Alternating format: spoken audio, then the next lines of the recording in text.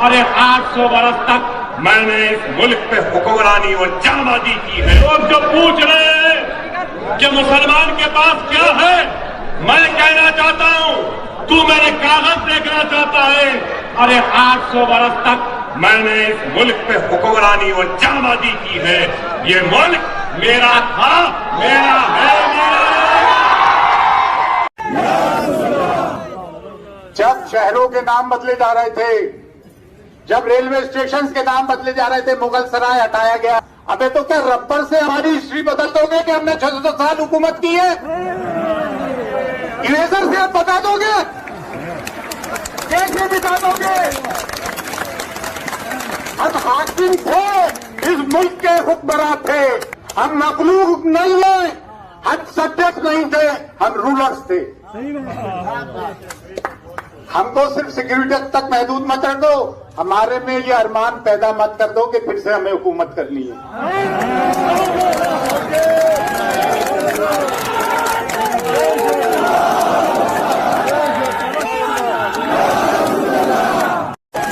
ये हमसे लड़ेंगे, हमसे वतनपरस्ती की बात मानेंगे, ये ख्वाजा मोइनुद्दीन चिश्ती आराम फरमा रहा है क्या तुम नतमस्तक होने आते हो? आतंकवाद को लेके बड़ी सारी बातें हो रही हैं और कहा जा रहा है कि आतंकवाद का कोई धर्म नहीं होता। मैं इसे बड़ा मक्कारी और उर्दू में कहते हैं मुनाफिकत का शब्द मानता हूं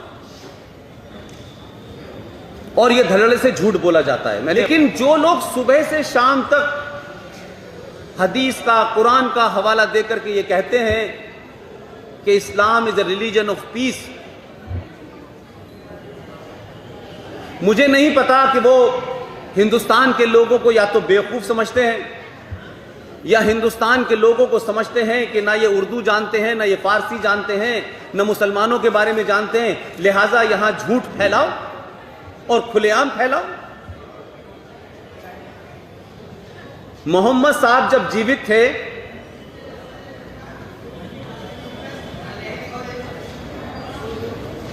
तो उनकी शादियों के बारे में कई चर्चा होती है। हमारे यहां देखिए, कुछ चीजों को समझने के लिए आप एकेडमिक समझें उसको सांप्रदायिकता या हिंदू मुस्लिम में भी ना समझें। एक वजह यह भी है कि हम नहीं पढ़ते हैं, जिसका फायदा दूसरे लोग उठाते हैं। लेकिन मेरी रिसर्च ये कहती है कि जिस 7 साल की लड़की का बाप जीवित था, उसे मोहम्मद साहब की बीवी बना के कौन सा प्रोटेक्शन दिया जा रहा था?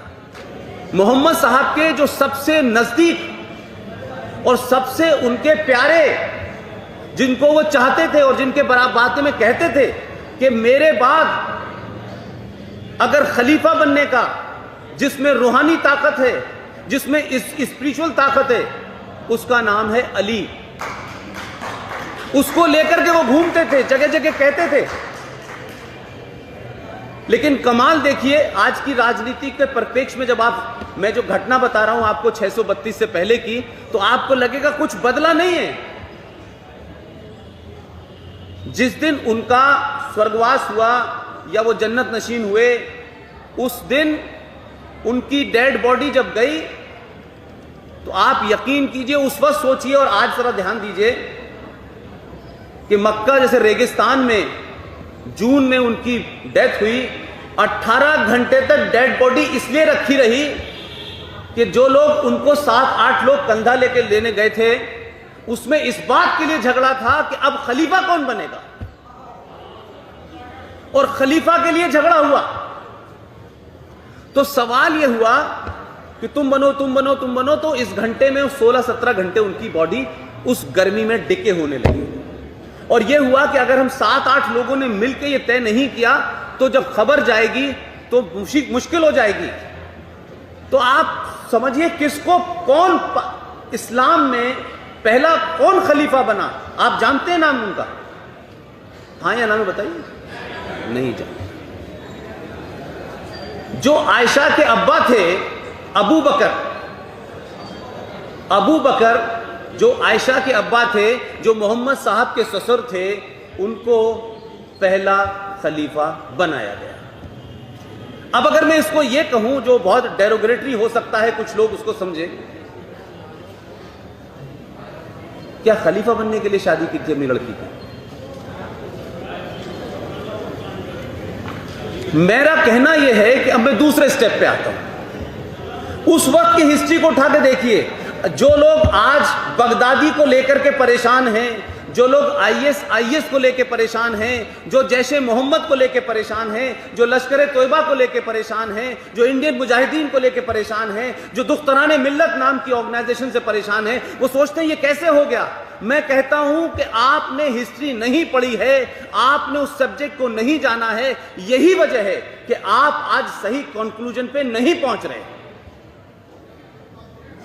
آپ کو یاد ہوگا ٹیلی ویژن پہ ایک کالے رنگ کا جھنڈا لے کر کے کچھ لوگ آتے ہیں ٹیلی ویژن پہ, آئی ایس کے لوگ, ان کے ہاتھ میں ایک جھنڈا ہوتا ہے. اس کالے رنگ کے جھنڈے پہ کیا لکھا ہوتا ہے؟ اس کالے جھنڈے کے اوپر لکھا ہوتا ہے لا الہ الا اللہ, اور گول سا سرکل بنا ہوتا ہے, گول سا سرکل, اس میں ہوتا ہے اللہ رسول محمد. اب آپ مجھے بتائیے, جو مذہب, جس مذہب کے ماننے والے اللہ, رسول اور قرآن شریف کے پہلا کلمہ قرآن شریف میں جو لکھا ہے یہ طیباً پاک لا الہ الا اللہ محمد رسول اللہ, اس کا مطلب ہے اللہ کے سوا کوئی نہیں, کوئی دوسرا ہے ہی نہیں, جو ہوں کچھ میں ہوں. تب ہم تو پیس کا ریلیجن ہے, ہم نے پوری دنیا میں پیس دی ہے. وہ مجھے لگتا ہے کہ وہ پیس کی اسپیلنگ غلط کرتے ہیں. یا تو ایک پیس کا مطلب ہوتا ہے شانتی, اور ایک پیس کا مطلب ہوتا ہے ٹکڑے.